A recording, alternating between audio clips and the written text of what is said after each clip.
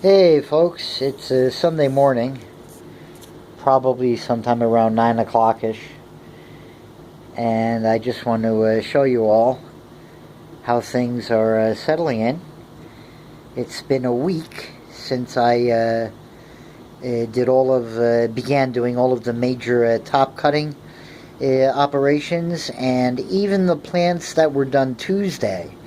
I did them in two batches. I did them on Sunday, and then I had just, I think, two plants that I had to finish up that I did on Tuesday, which were the Bipennifolium aureum there, that yellow plant in the center, and the Ring of Fire over there in the corner, um, which was getting that into a tube and also separating out the last of its pups and getting its pup into a tube.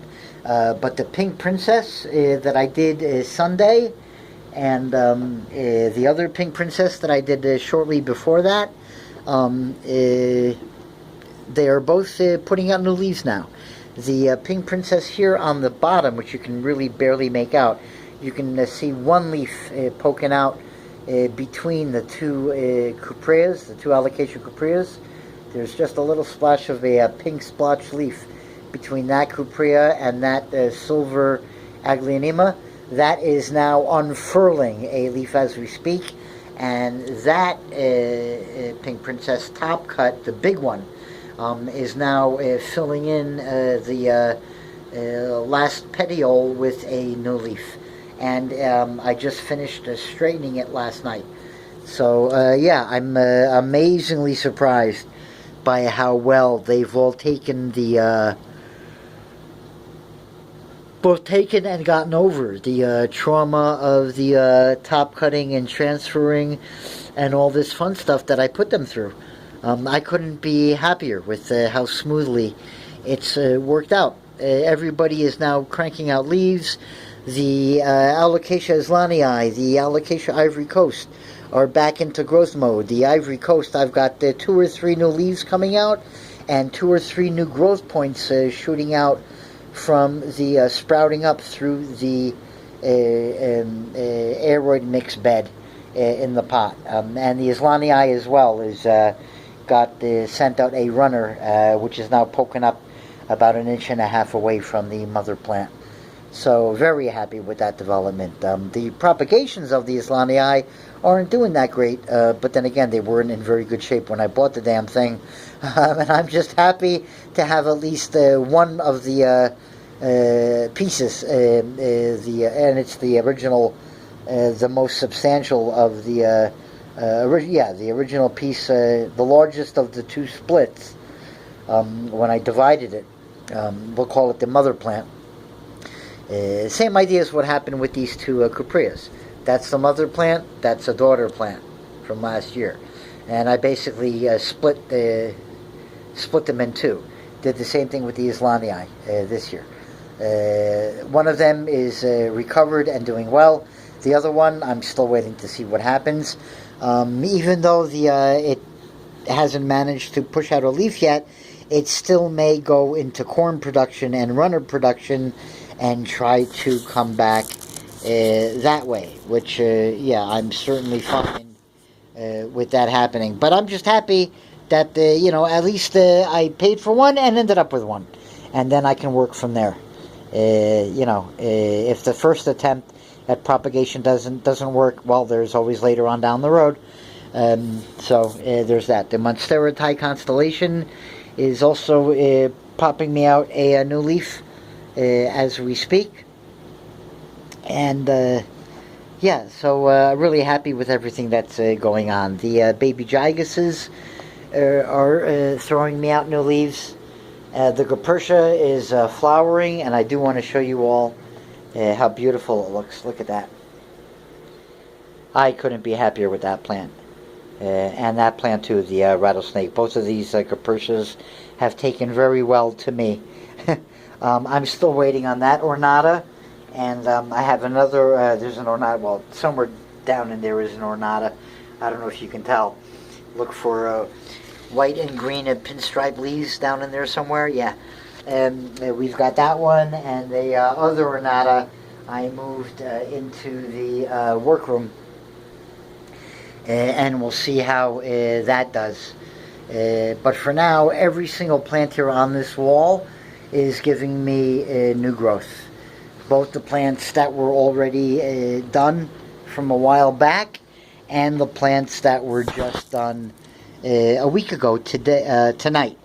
It's going to be exactly a week.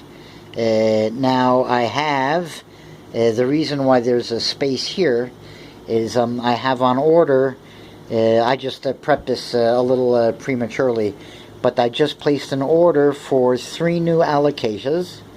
A heterophylla, also called the Dragon's Breath, and then 2 of the Amazonica complex, a Poly and a Bambino.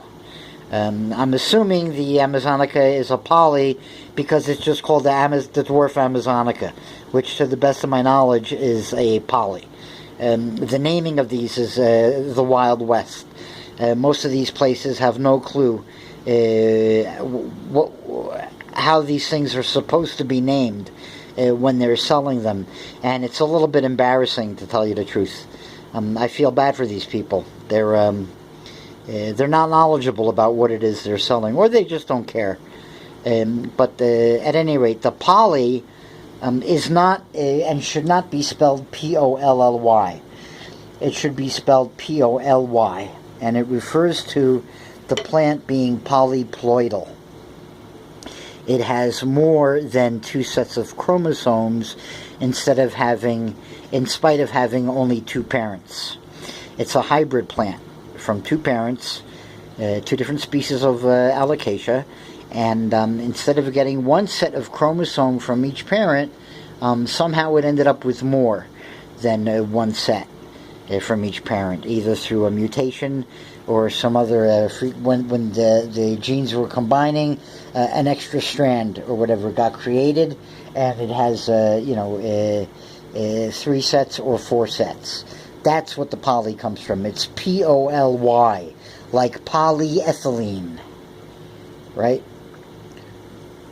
Or polymorphism.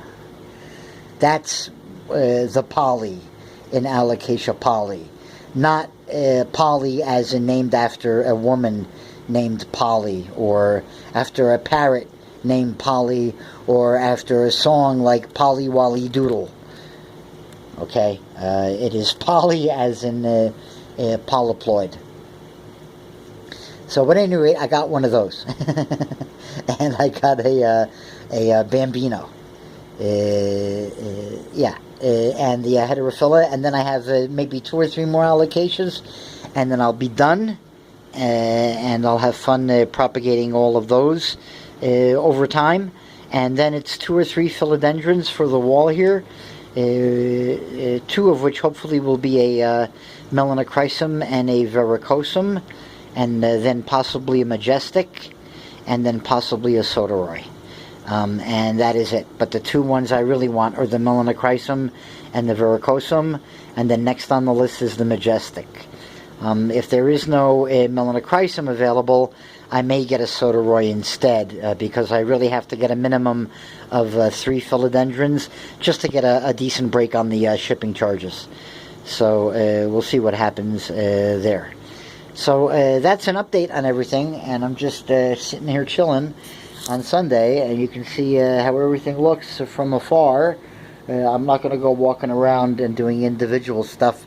That's going to come later on in the week. The gloriosums are also putting out new leaves. Again, everybody here is now putting out new foliage and growing. Even the plants that went through the substantial trauma of getting top cut and hacked and forced into tubes and what have you.